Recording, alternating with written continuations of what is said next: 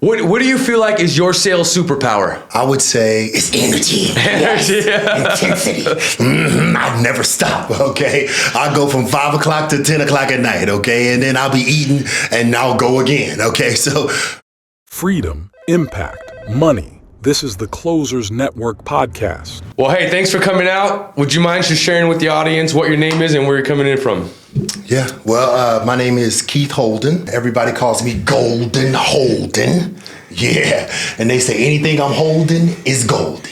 Yeah, so I've probably got about 21 years of fitness experience. I've been in sales for a very long time. I love changing lives. I've been in sales for probably about good 15, 16 years. Owned a gym for about 6 years. After COVID, obviously a lot happened. So I went into high ticket sales and, we're going to talk about how it changed my life. I mean, that's why we're here today. That's awesome. That's awesome. Well, appreciate you coming down, Keith. So what do you feel like from all the experience you've had in different sales and running gyms? Like, how do you feel like some of that translated into the high ticket space for you? Well, I was always into fitness. So, once you start to learn people, I'm used to talking to people about fitness and nutrition and health and motivation and inspiration, getting them to say the right words, not hopefully, maybe, I'm trying, I'm doing my best someday, I will, I must, I am, I'm gonna, right? So I was used to it already. So it was more of just a transition to talk on camera, you know what I mean? To talk on Zoom and Google Meets. And it was really easy for me because I was already doing a lot of fitness. So, I stayed in the fitness space when I went to high ticket sales. Yeah, for sure. Okay. Do you feel like there were any challenges that maybe you faced during that transition, or was it pretty just smooth like you said? Was there anything that maybe you feel like you struggled with at all? Other than you said Zoom, camera? Yeah, there was a lot. Yeah, it was a lot. Understanding the systems, how things work, the process of what that process would be like when I try to present it on camera. You know what I mean? Trying to put it together as a structure to understand. It takes practice. Finding flow. Yeah, finding flow. Yeah. You know what I mean? And then learning the system, but also learning the thing that we're selling, right? Right. So, but after I got it, I mean, it was good. Awesome. What do you feel like you love most about sales? Well, I mean, for me, I've shared a lot of happy tears with people. So, I mean, sales, you're changing someone's life, Nothing happens until a decision is made. Right. Rich, he talks about that, So what I love about sales most is changing lives and really getting people to do things that if it wasn't for me, they would keep procrastinating, 100%. And then in the end, seeing, that I helped push them over the edge, and it changed their life. So I like the happy tears. Yeah. That's right. That's what I like about it most. Yeah. Where do you feel like you get this energy from, this mindset from? How did Keith become Keith? Well, how did I become me? That's a long story. But try to sum it up. For a long time, I suppressed me.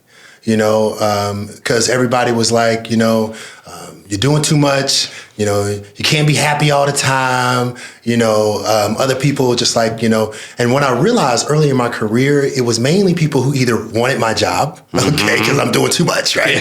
Yeah. Or it was, circumstances where, these people are uncomfortable with themselves, and it was hard for them to deal with somebody who's always high energy, positive, and since that kind of puts, a damper on who they are, it was hard to be around those people, and then they would say those things. So for me, at some point I started thinking, if I can't be happy around everyone and you keep saying this, maybe I need to get away from you. Maybe that's what it is, right?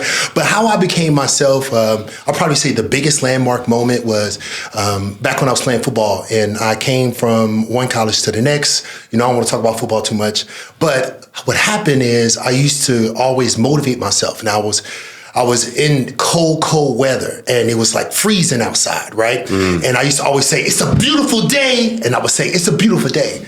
And now I first got on the team, and then, I would say that all the time.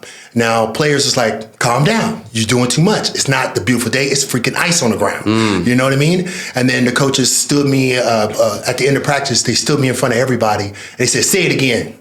And I said, it's a beautiful day. And they said, say it again. It's a beautiful day. And the whole team had to say it. And so from then on, I just been myself. Okay.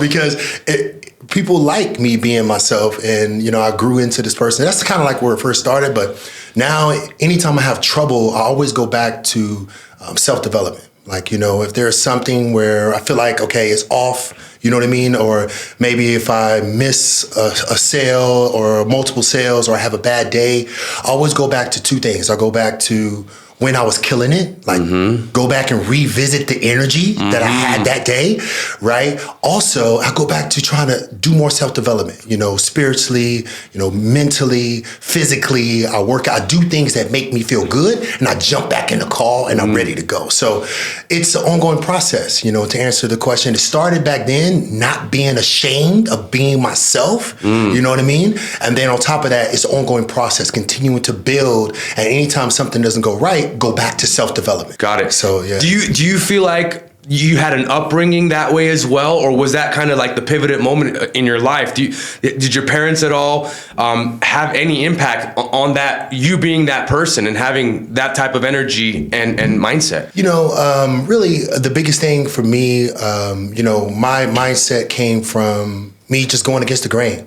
I had a lot of things in my life that were not the best, but I went against the grain. What I mean by that is like, I wasn't scared, like I said, to be myself. So I didn't have that as much, you know what I mean? So I had to go against the grain. I didn't have the support in a way. You found it. Yeah, like nobody was in fitness. Nobody knew about exercise. I come from circumstances where nobody cared about nutrition. It was just, they were just living, just existing, not really, not really living life to the fullest, So I had to create it. I had to find it myself. There's a lot of value in what Keith just shared, because a lot of people think, hey, you're born with this stuff, or it's your environment growing up.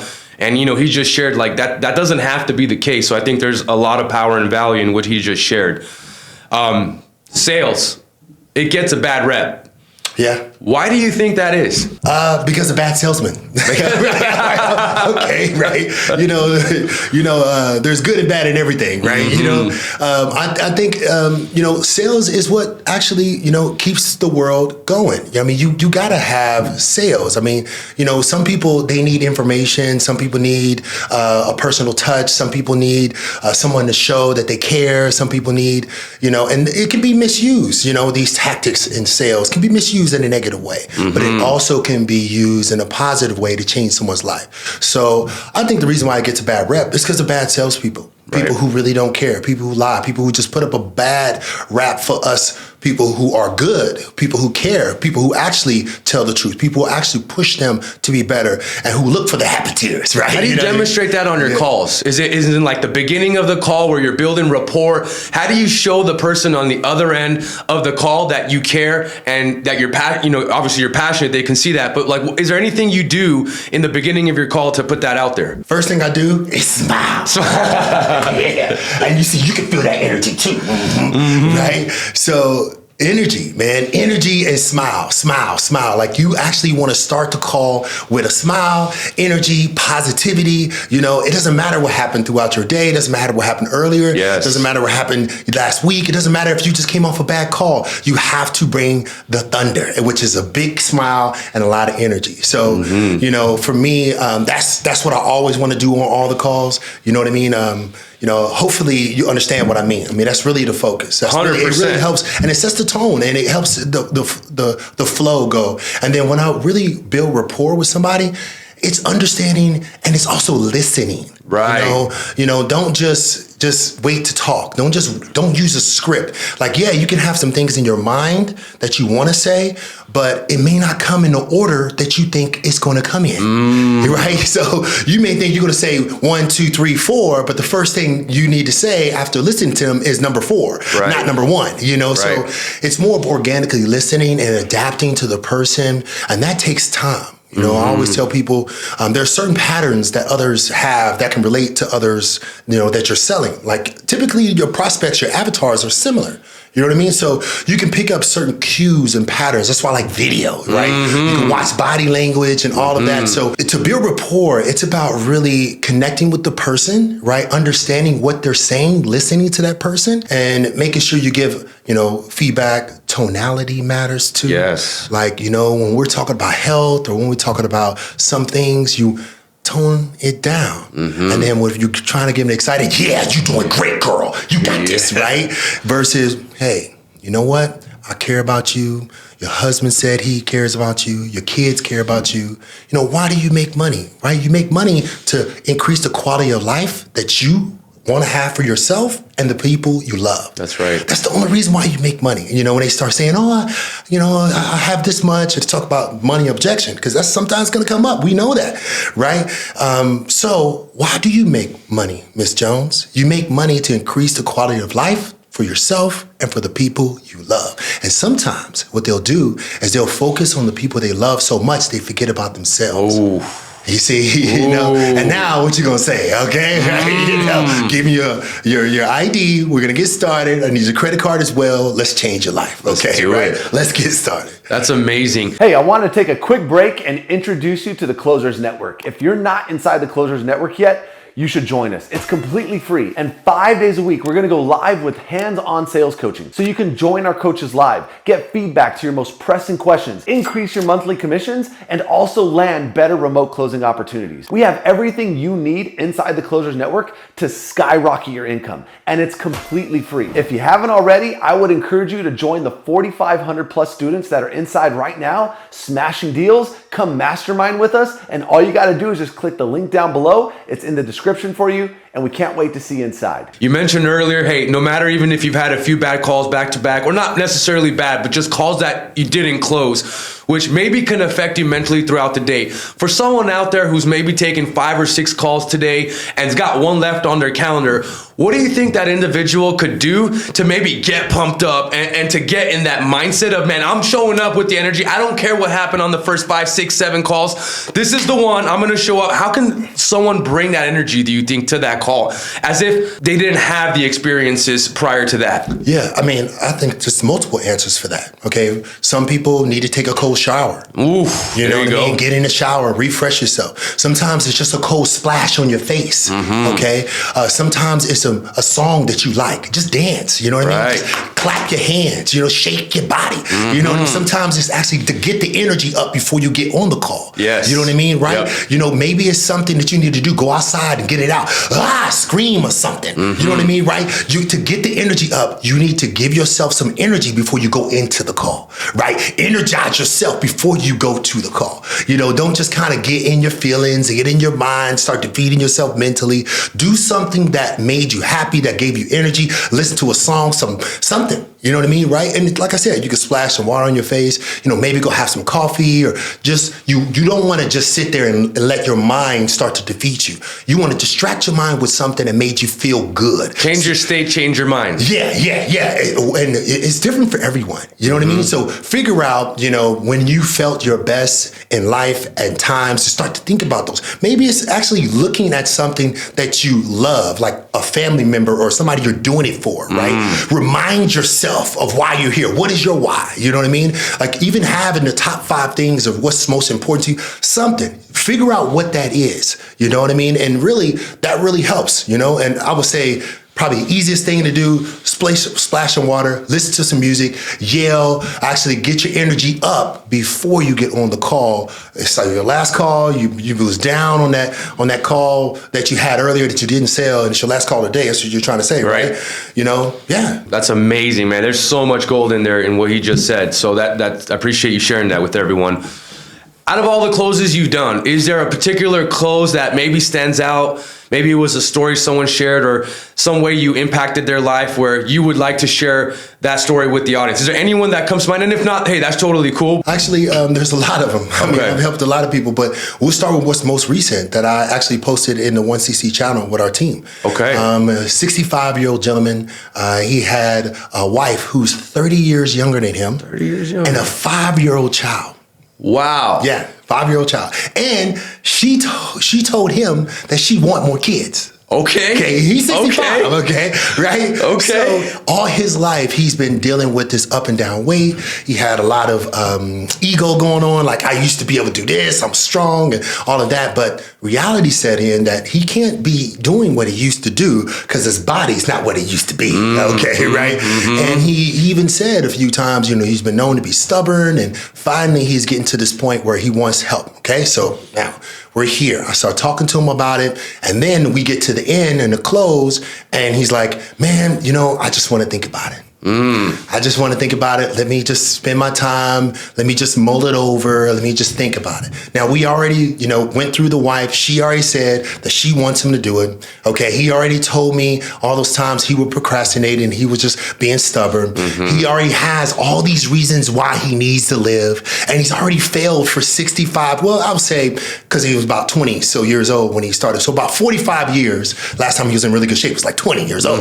So he's already been failing, right? And he told me multiple times, I'm not going to sign up today. I'm not going to do it today. Like 3 or 4 times, I'm not going to do it today. And I just stayed on him. And I was like, hey, you know what? This is so important. This time right now is more important than any other time. You're not getting any younger.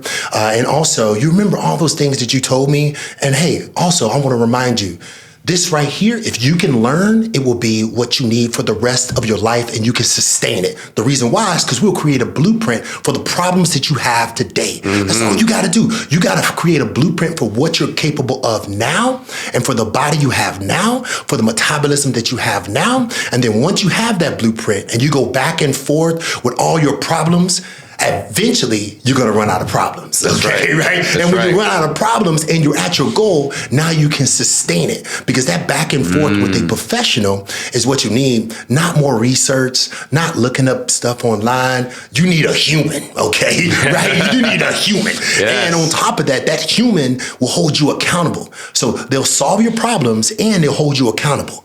So isn't that the best thing for you? That's amazing. And he was like, yeah, okay, let's do it. Let's So, do it. yeah, The let's best do it. words you can hear on a call. Yeah, Let's do it. let's do it. Yeah. That's amazing. Yeah. Vice versa. So on the opposite end of that, is there anyone, and if you don't remember, that's totally fine, but is there anyone maybe you sold a product or service to that you feel like, man, I probably shouldn't have, or that you felt like, was a mistake? Yeah, actually, it was back when I used to work in the fitness industry before I was working at a big box gym.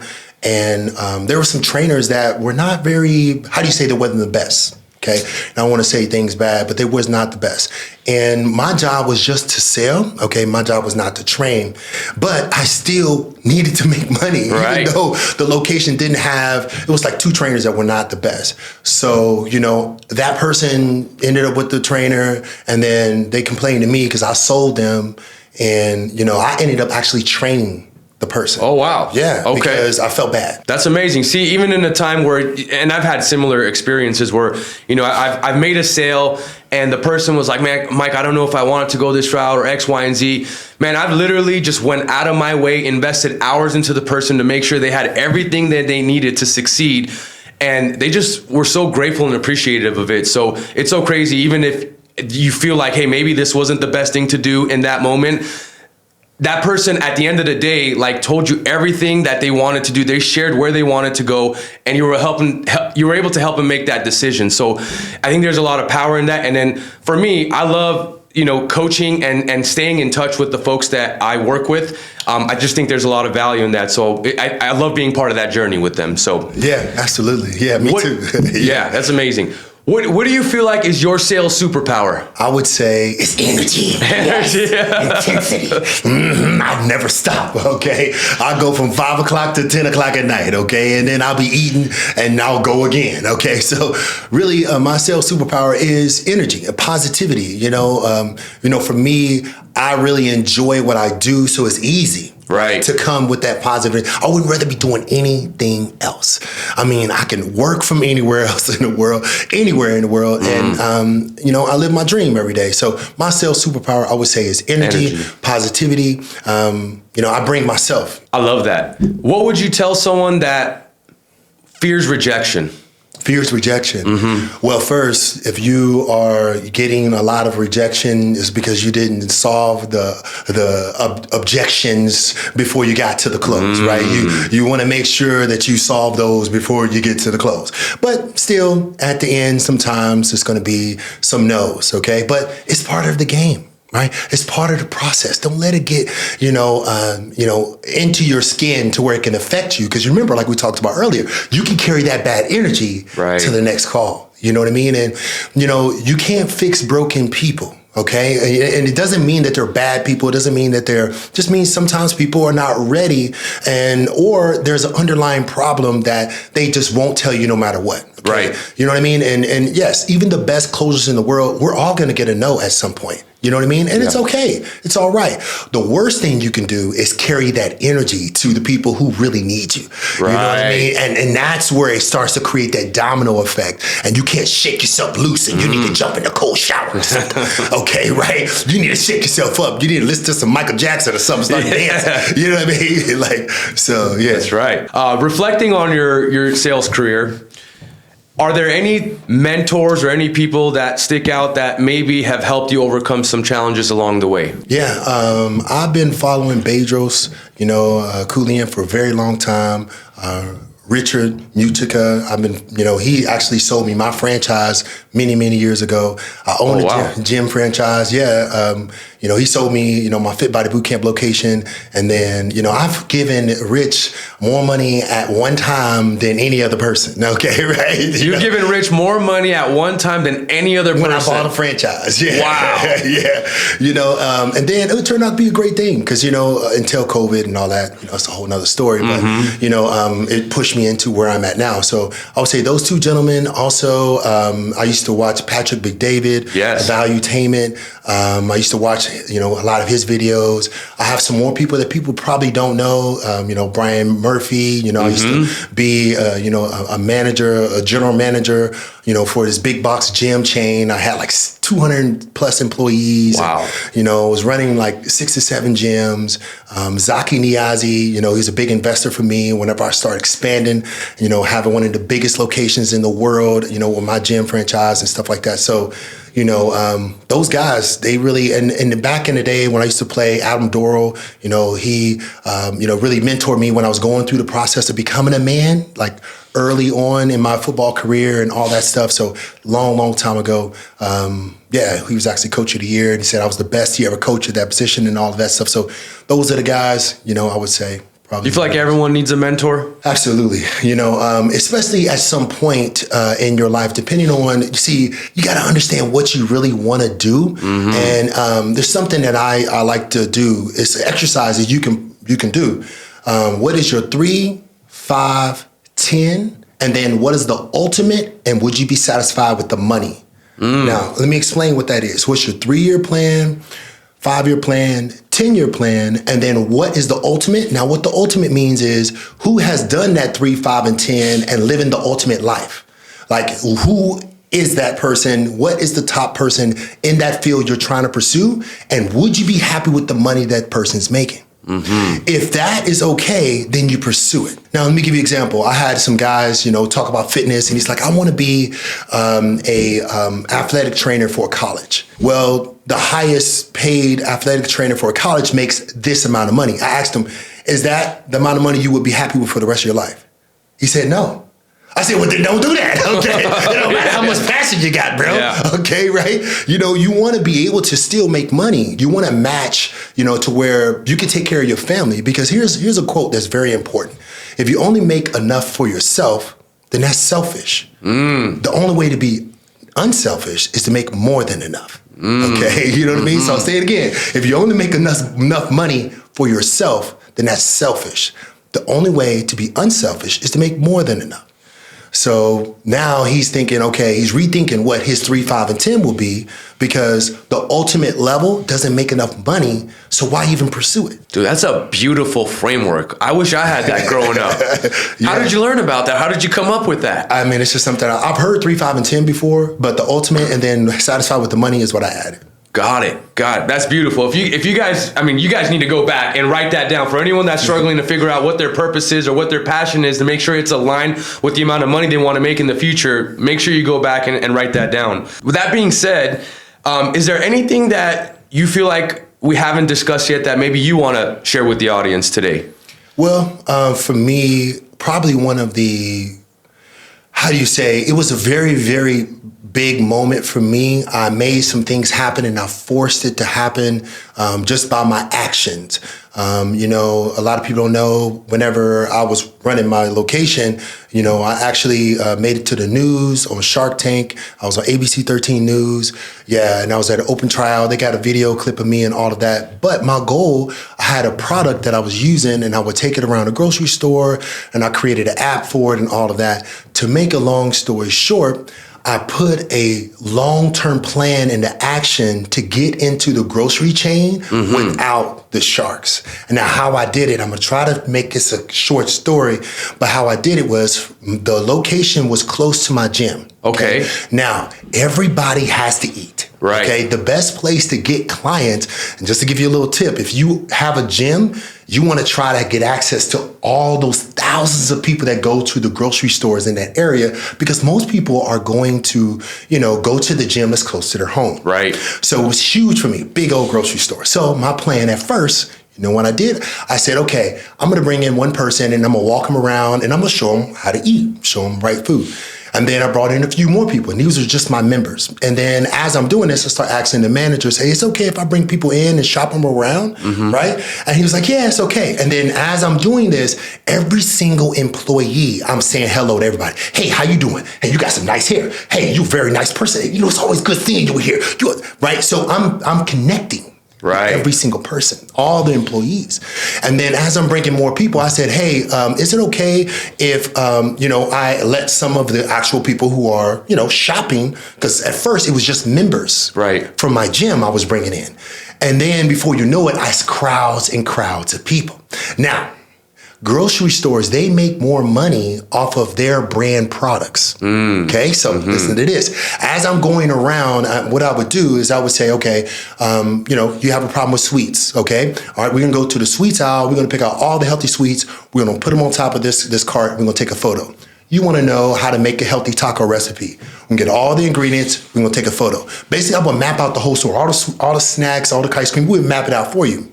Okay, so basically what happened is, before you know it, there's crowds and crowds of people following me around the store. And at the end, I would get everybody together and I would do this big hoorah, and I would tell everybody, I want you to write a review. It's free. The tour was free, because the good thing about me is I could get the members, you know, to love me and write reviews at my location. Sure. They would also write reviews at the grocery stores, Google Maps, and I get more people who are not members just because they're like, who's that? What is he doing? Well, you know what I mean? Right there, like, you know, I'm walking around with 5 people. Before you know it, I end the day and I got 20 people, because everybody's trying to figure out, they're already in store anyway. Yeah. Right? And I got 15 extra phone numbers and emails of people that are close to my gym. Leads that I can shake hand and say hello and look them in the eye. You know what I mean? Like real leads, not, you know, right? It's really good. So 1000%. So now, here's the underlying plan.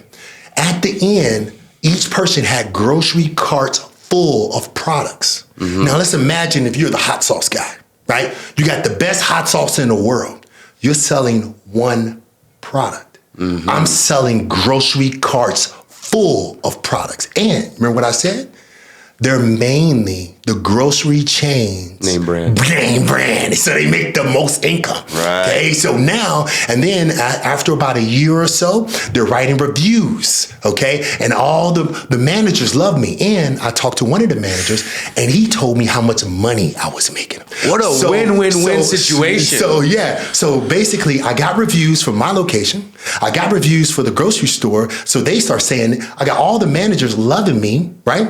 And on top of that, I'm making them lots of money, okay, right? So it's time to go to headquarters. And your clients and everybody else in the community is eating healthy. Exactly, and to change their lives. Now, this is where everything changed. So I decided to go to headquarters unannounced. Okay. I looked up who ran the place. I found her name. I looked up what it looked like outside. There was windows all outside. And then I drove up. I got this big old monster truck. I had an all white suit on, brand new, just polished, white from top to bottom. And when I drove by, I drove real slow. And I wanted the security guards, wanted everybody to see that I was somebody. And then when I got out, I said, hey, I'm here to see such and such, okay? I won't say her name, so I'm here to see her. And he's like, do you have an appointment? I said, no, I don't have an appointment. He said, well, you can't be here unless you have an appointment. I said, okay. So before you know it, I'm talking to him. I'm showing him images. I'm showing him all the stuff that I did at the local level. And 30 minutes later, he's like, you need to come meet this guy. and then it took about an hour and a half before she actually came. But that was the worst thing you can do, is leave me in your headquarters for an hour and a half. You know why? Why? Because everybody was talking to me. Oh, man. As they're coming in and out, they got to see me. And I'm saying hello, and I'm giving energy, just like I always do, to every single person coming in and out of there. So before you know it, I drew a crowd, because there was windows, and then there's a balcony inside, a staircase that goes up, and there's a balcony. So everybody's looking over the balcony like, who's this guy? Who's that guy? What is he? Who's that guy? Right? So then I see her walking down the stairs. And I remember, I was like, that's her. I knew it, because I could tell how she's walking. So I started talking to her about what I had created. I created this app and how I was going to do it at all the locations and all that stuff. And then they sent me an email. I'm going to tell you, this is the crazy part, how much they loved me so much. They sent me an email, and they said that, because, this is after I talked to her, she loved everything. Yep. They said, you can't wear our brand because you're not an employee of our establishment, because I had social media with me wearing their brand. Now, I created that brand, that logo, which I wasn't an employee of theirs. Right. But they said, we love what you do, just wear your own. Okay. So for like 2 years, I was actually breaking the law, right? But they loved me so much at the local level, they was like, okay, he doesn't work for us, but he can wear our outfit, right? You know what I mean? Just let him go, right? You know what I mean? So before you know it, I'm literally doing everything. And now it made it better, because I can wear my own brand instead of just wearing theirs. Right. What a freaking story, man. That's amazing. That's amazing. Man, thank you so much for sharing that. There's so much wisdom and value for gym owners and just a lot of other folks in the space to take away to be able to implement in their own local community. Keith, it's been an honor and a pleasure. Thank you so much for coming down. I know we got our Christmas party to head out to here after this, so really appreciate you being here. Yeah, definitely. I'll leave you guys with a quote. This is harsh, but it's true. Hopefully you can handle this, okay? Especially when it comes to fitness, okay? All right? What you do in private, you wear in public. What you do in private, you wear in public. It's very important. Always remember that. There you have it. Yeah. There you have it. Yeah. It's been an honor. Thanks for coming out. Awesome. I enjoyed it.